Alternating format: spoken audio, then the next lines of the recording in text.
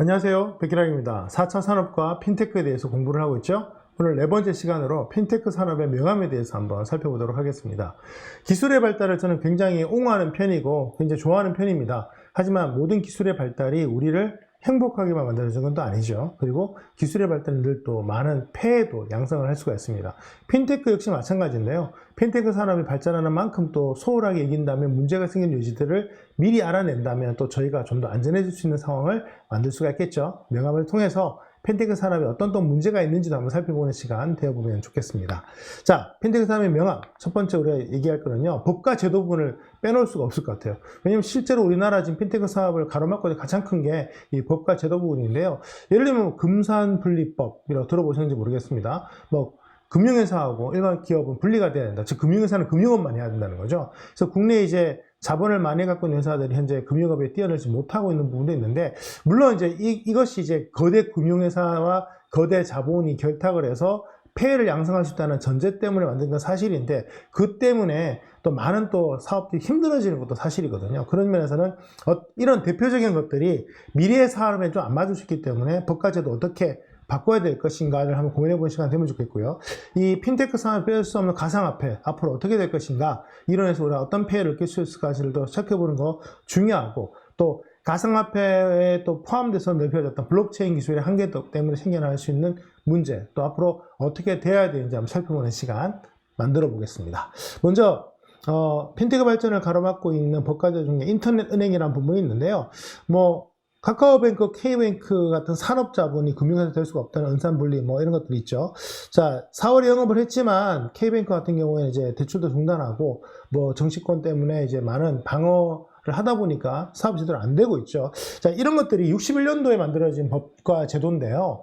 60대 상황은 사실 우리나라가 개도국 초반이라고 봐야 되고, 언제 먹고 사는 문제가 해결이 덜 된 상황이었거든요. 그러니까 당연히 자본이 많은 업체, 그 다음에 거대 기업들에 대한 폐해를 예측할 수 있었고, 그 다음에 그런 문제들을 좀 방어하기 위해서 만들었던 거 충분히 이해합니다만, 지금은 이제 그때랑 좀 달라진 게요. 일단 기업 규모들이 어마어마하게 커졌고요. 경제 규모는 더 커졌죠. 그리고 우리가 해외 기업들하고 경쟁을 하다 보니까 해외 기업은 규제를 안 받는데 국내 기업은 규제를 받아서 클 수 없는 상황이 벌어지는 거죠. 그래서 역차별 같은 경우도 벌어집니다. 해외 기업이다 보니까 국내법으로 적용하기 힘들어서 국내에서는 못하는 사업인데 해외 기업이 들어와서 할 수 있는 상황이 벌어지게 되면 또 국내 기업들은 그만큼 피해를 보는 상황이기 때문에, 이게 예를 하나 든 건데, 인터넷 은행 같은 경우도 너무 당연한 것 같아도 기존의 법과 제도 때문에 생각보다 쉽지 않아서 생기는 문제 중에 하나라고 보여집니다. 로보어드바이저 같은 경우는요, 말 그대로 투자 상담이라든가 금융에 대한 여러 상담들을 사람이 아니라 기계, 즉 인공지능이 하는 건데요. 인공지능에 대한 완성도가 떨어지는 건 사실이죠. 그렇다고 제가 보기에 사람이 잘하냐? 그것도 편차가 많이 심하다고 보는데, 일단 사람이 아닌 어떤 존재가 판매를 하게 되면 불안전 판매라는 것은 충분하게 고지를 못하거나 아니면 지나치게 과장되어서 고지하는 것들을 얘기하는데요. 그로 인해서 판매가 정상적으로 이루어지지 않아서 소비자들이 피해를 가할 수 있는 가능성이 존재하기 때문에 금지를 하고 있어요. 이게 인터넷 관련된 로보어드바이저라는 게 금융업만의 문제가 아니고요. 법률, 그다음에 각종 전문직들이 보면은 대부분 어느 정도의 서비스를 다 가로막고 있기 때문에, 물론 무료 서비스는 그래도 막고 있지 않는 것 같긴 합니다만, 무료 서비스로는 기업이 더 성장할 수가 없기 때문에 그런 부분에서는 현재 이런 부분에서 많은 또 문제점들이 야기되고 있습니다. 그래서 불안전 판매 때문에 이제 결제라든가 판매가 좀 어려워지고요. 또 이로 인해서 투자가 좀 힘들어지면서 서비스의 어떤 한계점이 도래해서 결과적으로는 이 분야가 발전하지 못하는 상황이 벌어질까봐 좀 두려운 게 이 법과제도 부분에서 사례 두 번째입니다. 그래서 생각을 해보면 핀테크 발전을 가로막는 규제가 좀 완화가 돼야 되는데 왜 더딜까? 이게 저는 기본적으로 오늘 슬라이드에는 담지 않았지만 개인적으로 우리나라 법의 어떤 철학 때문이라고 생각을 합니다. 우리나라 법은요, 완전한 상태를 법적으로 규제한 다음에 그 안에서 허용하는 것들을 이제 사업적으로 하라고 권장한다고 생각하시면 됩니다. 미국 같은 경우는요, 문제가 생기기 전까지는 기존의 법만 지키면 되고 새로운 상황에 대해서는 법의 조촉을 안 받는데, 문제가 생기면 그때 법이 만들어지죠. 근데 우리는 문제 가능성까지 일단 법에 다 담아내서 어떤 방식으로 가능한지 어떤 게 안 되는지를 다 분리를 하죠. 물론 이제 법적으로 볼 때 안 되는 걸 금지하고 있는 것만 정확하게 지키면은 법률적으로 그 사람이나 그 기업이 책임을 져야 될 이유는 없다라고 말은 하면서도 실제로 행정 지침상으로는 불가능하게 만드는 게 너무 많습니다. 그러다 보니까 막상 법원에서는 무죄 판결이거나 뭐 이의 없다라고 기각을 했음에도 불구하고 이미 상당 시간 동안 규제를 받았기 때문에 기업 입장에서는 손해를 보거나 사업을 접어야 되는 경우도 종종 발생하는 국내 어떤 법적인 규제적인 문제들인데, 이런 부분들을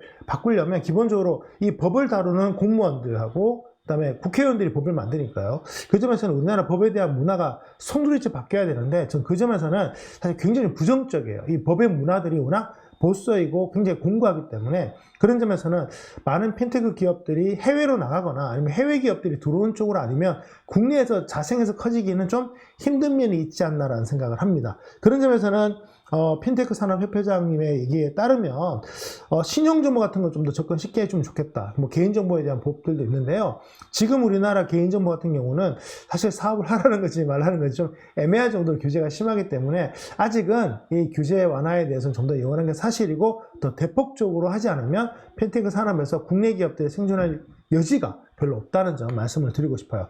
가상화폐는 어떻습니까? 뭐 가상화폐는 사실 우리나라에서는 지금 거의 규제 대상이죠. 뭐 규제 대상이라는 게 특별히 이걸 하면 뭐 벌을 내린다는 게 아니라 애당초 거래를 못하게 하거나 거래할 수 있는 가능성을 차단하게 만들기 때문에 사실 규제라고 보는 건데요. 가상화폐는 일단 기본적으로 많고 이미 많은 자본이 들어가 있기 때문에 사실 없어지기 힘들고요. 문제는 이 가상화폐가 워낙 널뛰기를 하다 보니까 폐해가 많아지는 거죠. 예를 들면 합법적이라 할지라도, 왜냐면 우리가 주식시장을 할 때 사이드카라고 혹시 들어보셨나요? 갑자기 뭐 떨어질 때 갑자기 브레이크를 걸어서 일시적으로 거래를 중단시키는 건데, 안 그러면 대폭락이 벌어져서 이제 불필요한 피해를 양산하다 뭐 이런 거잖아요. 근데 가상화폐는 더 심하거든요. 근데 거기에 기존의 어떤 시스템으로 이걸 자산이나 화폐 거래 인정을 하지 않다 보니까 그런 제도 자체가 아예 존재하지 않게 되는 거죠. 그러면 아예 하지 말라고 규정을 지어야 되는데, 우리나라 법과제도를 제가 어떻게 말씀드렸어요? 네, 법과제도가 완전한 상태를 규정하고 그 안에서 가능한 것만 해라라고 규정을 해야 되는데, 가상화폐 쪽에서는 약간 더딘 측면이 없지 않아 있습니다. 그래서 좀 불필요한 측면에서는 좀 방치되고 있는 거죠. 그래서 많은 피해자들이 양산될 수 있는 가능성이 존재하기 때문에 하루빨리 이 부분은 어떤 식으로는 결론을 내야 될 것 같은데, 현재 우리나라 입장에서는 가상화폐를 뭐 기존의 제도 안에서 허용하는 쪽보다는 기존 제도 범위권의 기준으로 약간 제한하는 쪽으로 할 것 같아서 약간은 부정적이지 않나 생각을 하고요. 하지만 가상화폐에 대한 여러 가지 전망이나 발전 가능성을 본다면 해외에서 얼마든지 또 거래를 가능하고, 우리는 또 해외에 대한 투자를 인정하고 있지 않습니까? 그런 점에서는 뭐 개인적인 리스크를 좀 감수하는 측면에서는 아직 가능성이 좀 있지 않을까 생각이 들고요. 뭐 논란의 여지는 있지만 뭐 테슬라의 CEO가 얘기하는 비트코인이나 이더리움 그리고 가상화폐에 대한 이야기들이나 이런 것들을 생각해 보면 아직 가상화폐는 여전히 세계 주요 리더들의 이슈 속에 들어있기 때문에 글쎄요, 갑자기 또 시장이 좋아질 수 있는 상황도 벌어지지 않을까 생각도 해보면서 좀 관망하면서 지켜볼 필요가 있지 않나 생각을 합니다. 부정적 시각도 많아요. 이제 어제 같은 경우에는 뭐 JP모건 같은 경우에 가상화폐 가치가 제로가 될 가능성도 대비하라 그거 할 정도로 굉장히 엄격한 뭐 부정적인 얘기를 하기도 하고요. 무조건 가상화폐는 이제 자산이 되어서 제3, 제4의 거래수단이 될 것이라고 전망하는 세계적인 금융기관이나 전문가들도 있습니다. 결국 양쪽 다 어떻게 보면 극과 극이죠. 근데 우리가 이제 돈을 투자를 할 때, 특히 핀테크 산업의 금융업의 특징인 것 같아요. 경제가 좋아질 것이라는 사람이 있다면 나빠질 거라는 사람이 늘 존재했고요. 그 속에서 개인의 어떤 판단이 중요하기 때문에 우리가 이제 다른 분야에 대비 전문가들의 어떤 그 책임이 좀 적고 개인의 책임이 강조되는 게 이 금융산업이기 때문에 여러분들이 좀 더 정확한 정보를 얻기 위해서 많은 아마 어드바이저를 필요로 할 것 같고, 그 점에서는 좋든 싫든 그 핀테크 산업은 성장할 수밖에 없는 것 같아요. 특히 자문을 통해서 내가 갖고 있는 자산을 잘 지키고 굴리는 측면에서는 좋은 자문을 얻는 쪽으로 가야 될 거기 때문에 아마 개인들이 자신의 자산을 지키기 위해서 어느 정도 투자하는 시장이 열리지 않을까 생각을 합니다. 가상화폐에 대한 긍정적 시각을 본다면 일단 많은 돈이 들어왔고요. 그 다음에 세계 주요 금융기관 리더들이 뭔가 대안이 필요하다는 거죠. 현재 전 세계에서 화폐가 있는데 이 화폐를 대체하는 수단은 아직까지도 금밖에 없었어요. 근데 금이라는 건 이미 근본이자가 없어진 지가 20년이 넘었기 때문에 그 점에서는 한정된 금을 바탕으로 하는 것보다는 제3의 대안이 필요하고, 또 금이라는 게 되게 무겁잖아요. 그래서 뭐 미국의 포토베이 같은 경우에서 금 그 보관소가 있는데요. 그냥 여기는 영국, 여기는 미국이면 금 꺼냈다가 옮기는 것으로 거래를 대체하는 그런 좀 어처구니 없는 21세기 방식이 아닌 거죠. 그 점에서는 디지털 자산이라는 게 있는 게 좀 좋을 것 같다는 생각을 하는데, 그게 가상화폐인가는 아직은 전 잘 모르겠어요. 하지만 분명하게 생각해 본다면 대안은 분명히 필요하다는 거죠. 그 대안이 가상화폐가 된다면, 그게 비트코인이나 이더리움이 된다면 뭐 어마어마한 그 많은 가능성이 생겨나기 때문에 기토 투자하신 분들 입장에서는 아마 많은 또 이익을 얻을 수 있는 계기가 되지 않을까 생각을 합니다. 아무튼 가상화폐에 대한 여러 가지 관점들을 보시면 기본적으로 첨단 핀테크 기업들은 주로 옹호하는 쪽인 것 같고요. 기존의 금융기관들은 약간 부정적인 것 같은데 항상 늘 기술의 발전이 그랬습니다. 옹호하는 사람이 있으면 반대하는 사람이 있는데 글쎄요. 현재 전적인 분위기로 본다면 IT, 핀테크는 대세잖아요. 그 점에서는 저는 이렇게 생각해요.